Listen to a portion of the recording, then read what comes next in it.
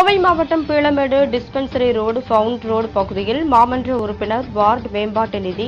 10 லட்சம் ரூபாய் மதிப்பீட்டில் இன்று தொடங்கி நடைபெற்று வரும் புதிய தார்சாலை அமைக்கும் பணிகளை கோவை மாநகர் மாவட்ட திமுக செயலாளரும் முன்னாள் சட்டமன்ற உறுப்பினருமான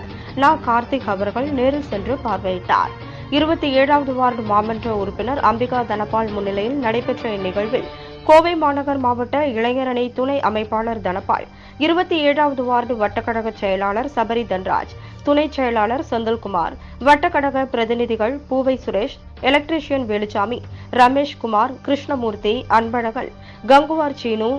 IMW ரங்கநாதன், மகளிரணி லோகேஸ்வரி, அன்பரசி, திலகவதி, விஜயா, நித்யா, கழக நிர்வாகிகள், கழக தொண்டர்கள் மற்றும் திரளான பொதுமக்கள் கலந்து கொண்டனர்.